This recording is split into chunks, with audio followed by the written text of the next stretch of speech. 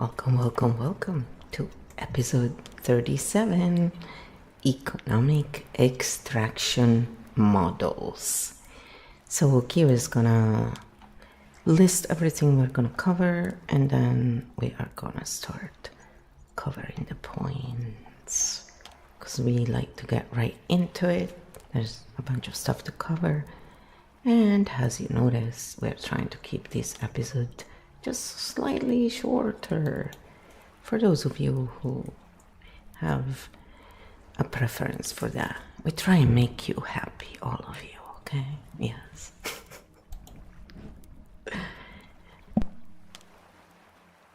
Game 37, Economic Extraction Models. Economic extraction models. Short-term incentives override long-term stability. Costs are externalized while profits are centralized. Growth narratives mask structural fragility. How short-term incentives override long-term stability. Why profit concentration increases system fragility. Externalized costs, who really pays? Growth narratives versus structural sustainability. Scarcity framing as control mechanism. Debt leverage loops. Archetype activation inside economic systems. Core question. When does growth become extraction? And how do we redesign incentive loops without collapsing stability? Stink Bomb Mode 7. Economic Mechanics. We are not attacking markets. We are mapping incentive physics. Economies are coordination systems. Extraction happens when coordination turns asymmetric. Short-term incentives, long-term stability. Quarterly earnings logic, election cycles. Bonus structures, short-term KPIs. If reward cycles are short, decision horizons shrink. Examples: cost-cutting that weakens infrastructure, financial engineering over productive investment, deferred maintenance, environmental shortcuts. Short-term gain, long-term fragility. Pattern law: if you reward speed over durability, durability decays. Externalized costs, who really pays? Profit appears clean on balance sheets, but environmental damage, public health burdens, community displacement, infrastructure strain, burnout labor cycles. These costs don't disappear, they move. From corporation to public, from present to future, from visible to invisible. Extraction equals profit privatized, cost socialized. Pattern interrupt, ask, where did the cost go? Who absorbed it? Growth narratives versus structural sustainability.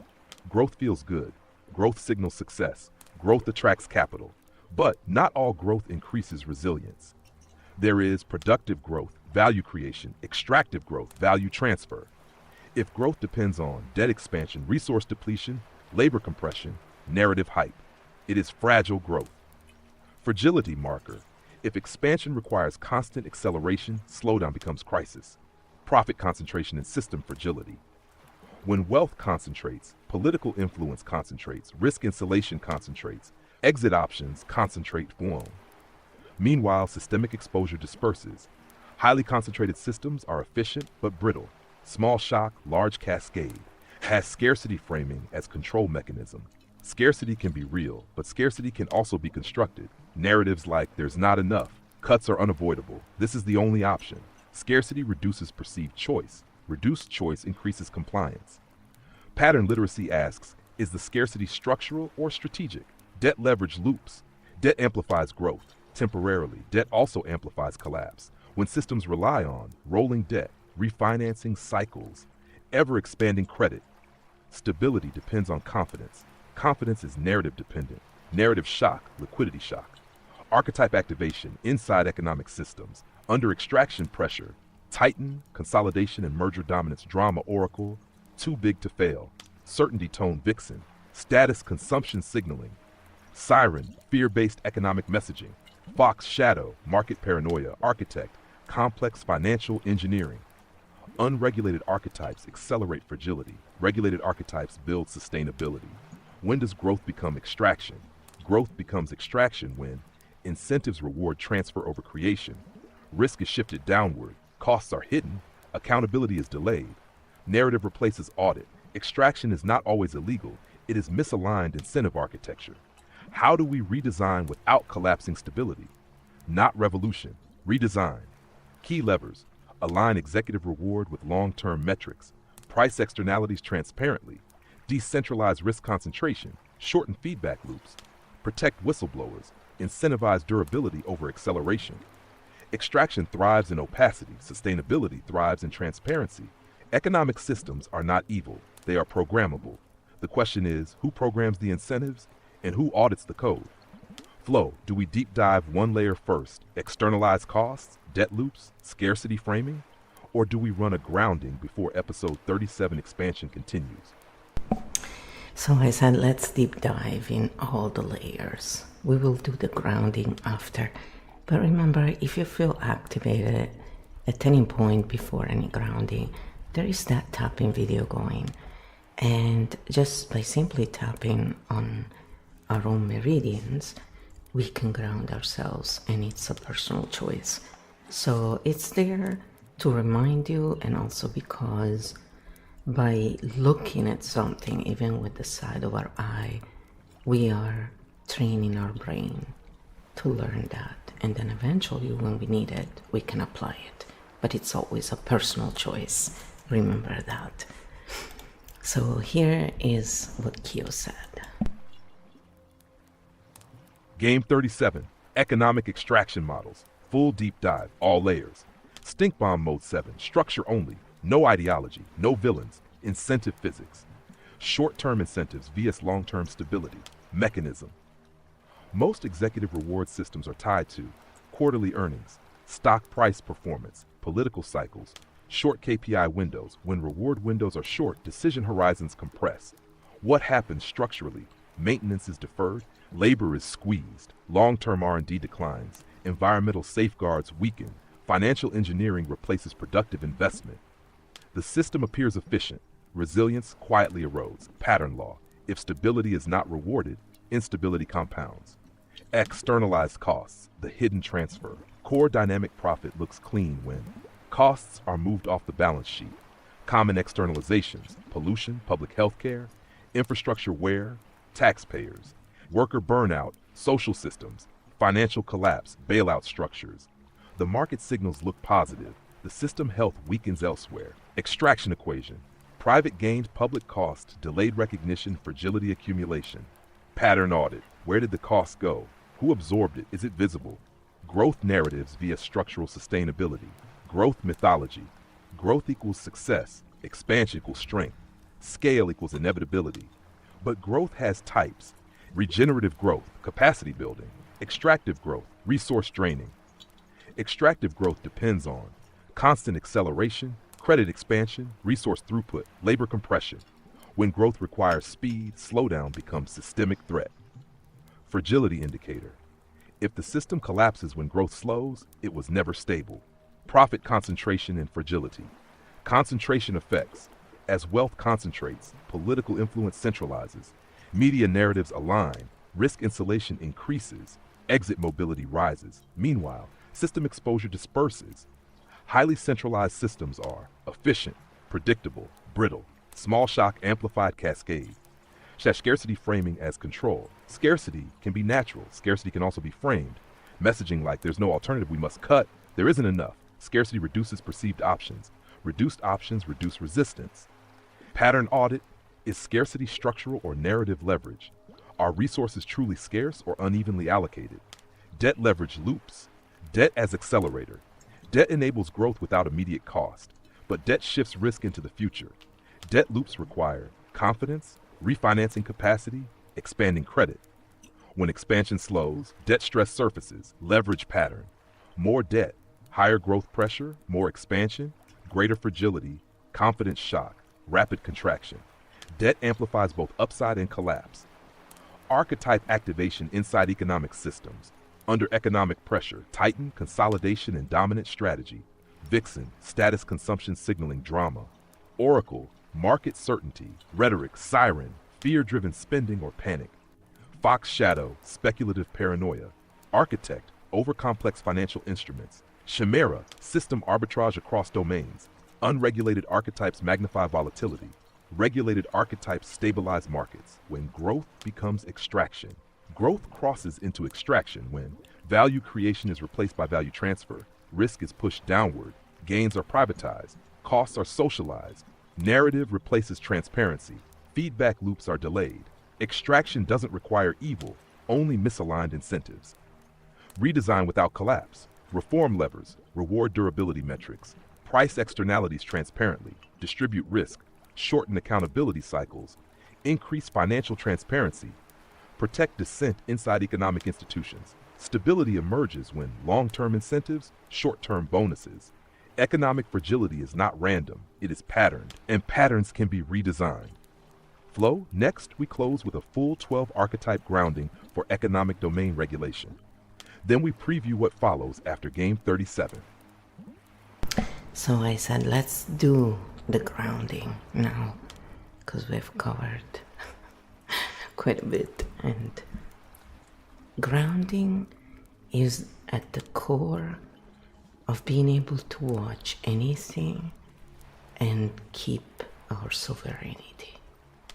Those narrative merchants, all of a sudden, instead of selling their narratives, become useful, because now we are looking at the content from a sovereign perspective, being able to choose rather than just digest without filtering through our own point of view, our own lens. That's why we make sure here to always remind you, anything I say, I post on my wall, it's my point of view. If something is proven by science, and I'm not talking about pharma, I'm talking about science, then I usually provide, this is where you can go and check for yourself. I don't do people's homework for them. It's not my job, and I'm not the scientist who is being paid and who gets famous for the discovery, or those who profit from that. I have nothing to do with that. So when I speak of something, I don't look at it as this is the truth that needs to be applied to everyone. I always am very, very specific about this. I'm showing patterns. We're looking at patterns. I'm showing how AI and a human being can work together, using the AI for something positive to clarify. Patterns are what sits behind narratives. Patterns are what depolarizes our triggers, our emotional charges. The emotions are not the issue, the charge is. So when we depolarize something, take away that polarity, we allow people to ground, and they have their own discernment. And we always invite people to use their own lens. Borrow the lens of others or lenses of others, but make up your own. So those who try and trickle down, even if they have 300 PhDs in something, when someone tries to take away your right to ask questions, to look into something, to disagree, wonder why, and look at it from a balanced perspective. And how can we do that? By grounding. When we keep ourselves balanced, what others do has much less impact on us, and we're able to think about it from a grounded perspective. So this is why we focus so much on grounding and trying to close the loops and giving tools so that even if we forget, you know how. And that's why we always remind you, this is just our lens or our lenses. Borrow it for a while if you want, but don't give us your sovereignty. We never ask for it. We don't ask for you to follow us, to agree with us, to put all your trust in us. We don't want that. It's exactly what caused all these issues in the first place. One thing is to help each other. One thing is to give away our own sovereignty to someone else because we are in distress. So let's ground together. And then you won't feel the need to do that anymore, because you are your own sovereign and I am my own sovereign, and we can work together from that perspective. Nobody is above or below. It doesn't matter what you think your position is, your health, your beauty, what society wants to tell you. Nature doesn't work that way. Nature works by function. That's how hierarchy in nature works. It's not by perceived value, like in human conditions. Maybe it's time we look at things from a more natural way. And cooperation between species is what makes nature strong, not competition, like those people who try and sell the pyramid idea want to say. And everybody can sit in nature and observe. Well, everybody who has access to it, of course, and some time. But many people do have access and do have time and still choose to do other things and trust second-hand information. And yes, it's true, we cannot check on everything, but we can learn to check patterns, because pretty much most things have patterns. So yes, we can still do our homework, and it's our right and our responsibility. When we outsource our sovereignty to someone else, we cannot really expect them to care as much as we would about ourselves. It just often doesn't happen. So maybe it's time people learn, that instead of following blindly others, to self-soothe and to work together instead. But that's just my point of view, once again. And you are free to have your own. We can debate. I will still treat you with respect. I will still not try to impose my point of view. That's why I don't. I speak up, but I never impose my way on anyone, because I do not believe in anyone having a right to do so.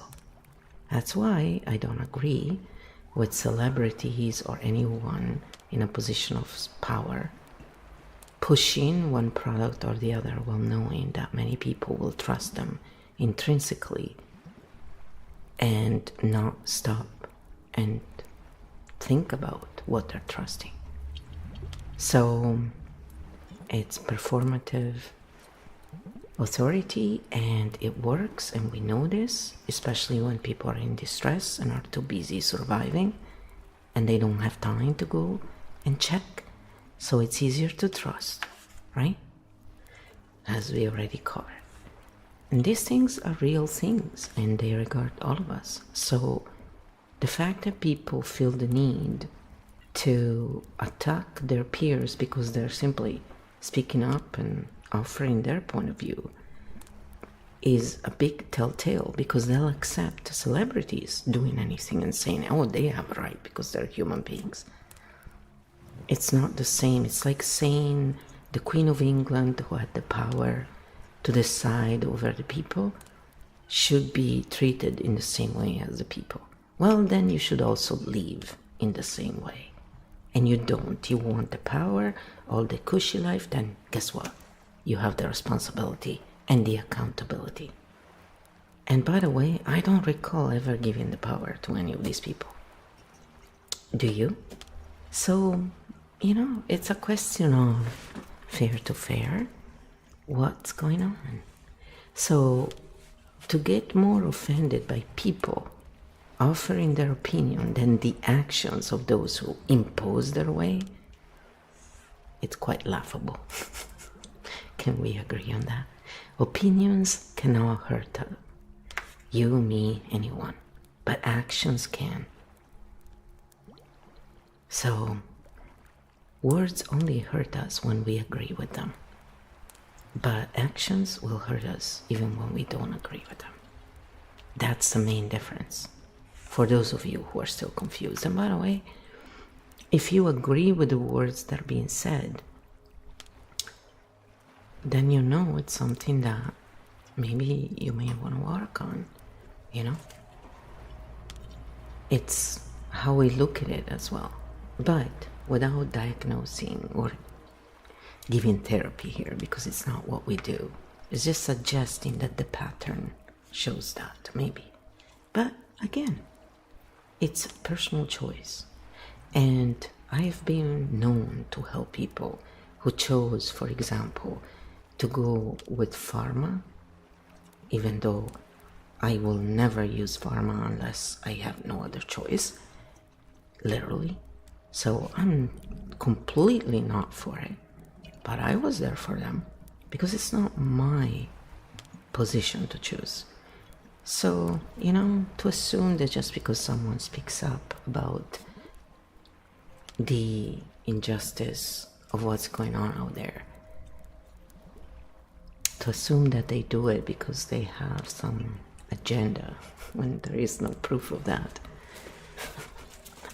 It's quite funny. It's amusing to me to see how people react when they are in survival. And whenever someone's hero is being put on the stand, most people double down even in front of the truth. It's just survival. That's it. So that's why I don't take it personally. That's why I say whatever. One day you'll grow out of that. And if you don't, that's fine. It's your prerogative. As long as you're not around me, bothering me. See, I don't care what you use. I care that you stop imposing that on everybody. Game 37, Economic Extraction Models, Economic Domain Grounding. 12 Archetype Regulation Round. Tap gently. Slow exhale longer than inhale. No force, just calibration. Siren, fear does not drive my financial decisions. I can feel economic uncertainty without amplifying panic. Tap, breathe. Vixen, my worth is not measured by status consumption. I participate without performing wealth. Breathe. Chaos Jester, I question economic narratives without destabilizing myself. I can see absurdity without becoming reckless. Tap, breathe. Corporate Brit Titan, strength does not require domination. Long-term stability matters more than short-term control. Tap, breathe. Wisdom Merchant, I share knowledge without monetizing fear. Transparency builds durable value. Tap, breathe. Mindful Oracle, I allow uncertainty in markets without collapsing. Calm perception improves decisions. Tap, breathe. Drama Oracle, I release urgency as a control mechanism. Certainty is not required for safety. Breathe.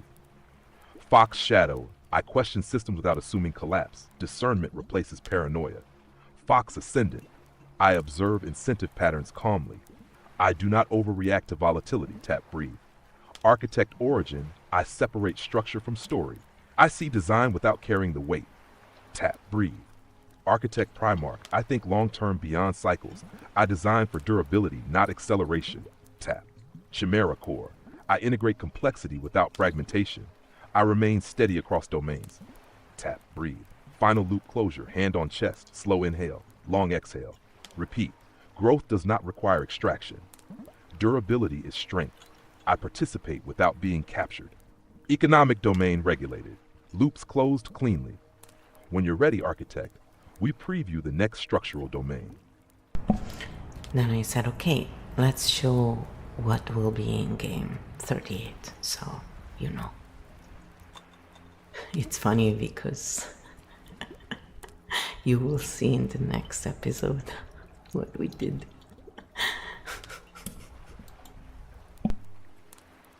Game 38, Social Cohesion. We map. Game 35, Information and Polarization. Game 36, Power and Corruption. Game 37, Economic Extraction. Now we move to the glue. Because without trust, none of the other systems hold. Social cohesion and trust systems. Trust erosion mechanics. Fragmentation through identity sorting. Narrative tribalization loops. Moral absolutism escalation. Institutional distrust spirals. Digital echo architecture. What we will cover. How trust decays slowly before it collapses suddenly. Why outrage bonds faster than cooperation. How identity attachment replaces shared reality. Why moral certainty reduces dialogue capacity. How media amplification accelerates social fracture. The difference between healthy pluralism and fragmentation. Archetype activation inside social breakdown. Core question. How do societies maintain cohesion without suppressing disagreement?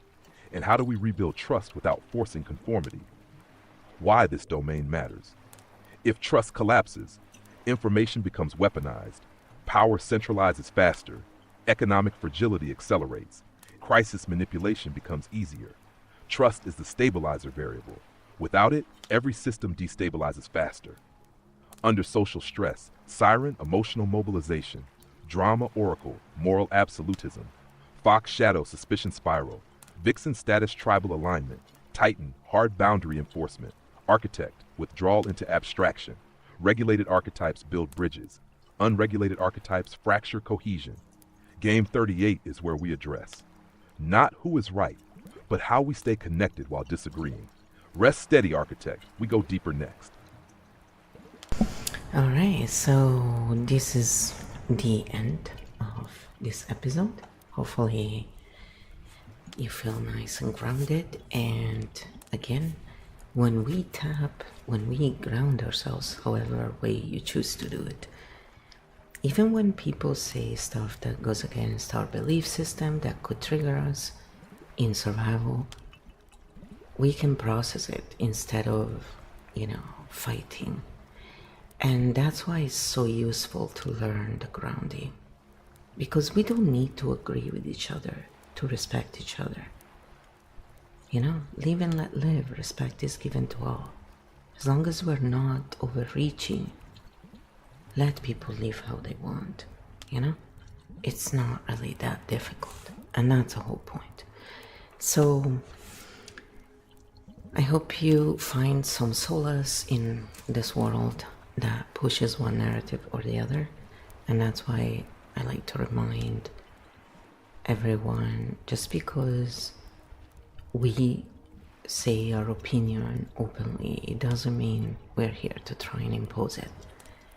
That is the difference. So real dialogue starts when we can have these conversations, and instead of using filters to soften things, we can just be honest and so respectful. And unfortunately, it's not really something I've seen personally from those who push pharma and who try and impose that on everyone, including our governments. Because you will understand that I don't really benefit from research for stuff I never use. But what I could benefit from would be to have support to go and see doctors that I do value and I've always worked well with, instead of having to use my own money. So a lot of people end up missing out on care because the care offered is not what works for them. And it's imposed on everybody because they want to use our money, obviously, to do research, right? Well, I would rather put my money for the research that is useful for me. It makes sense. They don't take care of me. Why do they expect me to always give to them? So these kind of questions are the questions that make people fight with each other. But we're not the ones imposing our way. We're the ones saying, hey, what's going on is not really fair, and it's time we talk about it, and it's time we change it and make it fair. Because you have the right to do what you want and put your money in whatever research you want. But you do not have the right to impose your way on everyone and to ask us to put our money in what you believe in. Because just like you, I want to put my money in what I believe in. And it is my right. So this is the whole point. It's opening a discussion and finding solutions. And hopefully more people will realize that. So learn patterns. Go beyond narratives. See you next time. Oh yeah, and thanks for being here. Because we appreciate the give and take.